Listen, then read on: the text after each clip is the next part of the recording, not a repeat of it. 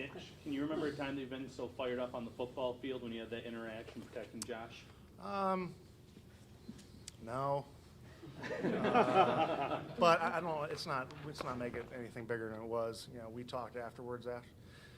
Actually, I have a lot of respect for the way he plays. He's a competitive guy. You know, tempers flare in this game. You know, we had our moment, and then it was mitigated, and we were able to continue playing. And yeah, but no, I've never been. When you see your quarterback, for lack of a better phrase, in trouble like that, what's the thought process of an offensive lineman? I mean, in the moment, you kind of lose consciousness for a little bit. I mean, that's your guy, it's your quarterback, right? And that's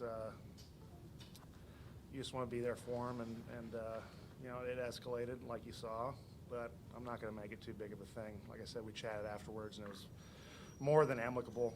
You know, it was just, I have admiration for the way he plays, and you know, the competitive nature he plays at. So.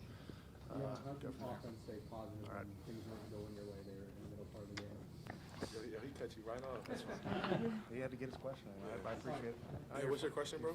How did you guys stay positive in the middle part of the game when the offense wasn't going as well as it was? We just tapped into our pro ability just to focus on what we can and control what we can. You know, in a playoff game, like we expect it to be an up and down battle. We expect it to be, you know, elite on elite. So, you know, it's not supposed to be perfect. Like games and like that should honestly be every playoff game. It should be as hard as it's supposed to be, uncomfortable, and an up and down battle. But, you know, like for us, like we just have to just focus on ourselves and clean up a bunch of like little things that could turn into big things. But the good thing is that we understand what's ahead of us and we understand what we did wrong and what we did right. So we're going to take it, craft it, and make it better. Dion, I know it's hard to win in this league, especially in the playoffs. Do you think the feeling is excitement, relief, a little bit of both? I mean, that was right to the end. I mean, Yeah. What do you sense the team's feeling right now?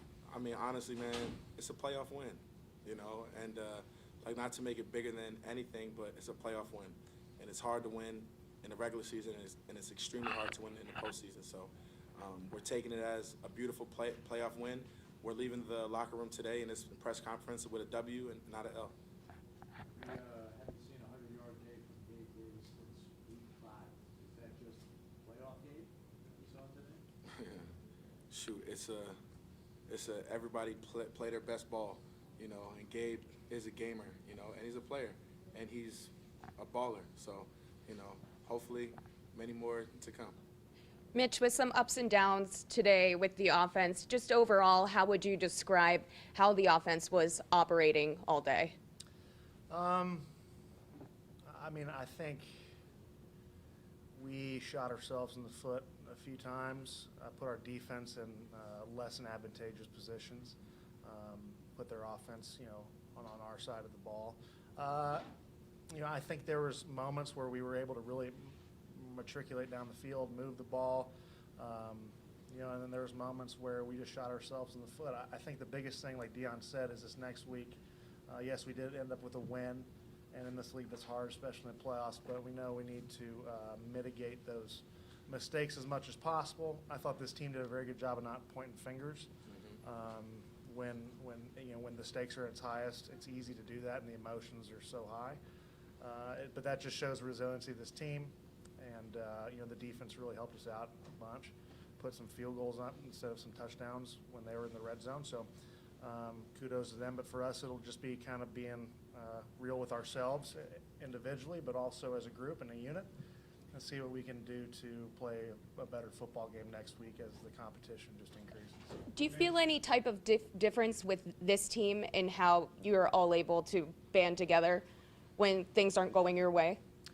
Well, I think a lot of guys, we've got guys who played a lot of football.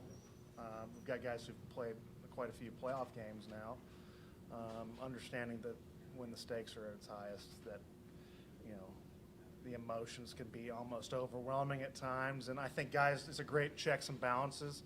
Certain guys like Dion can come to me and see where I'm at. Hopefully I can do the same thing to him.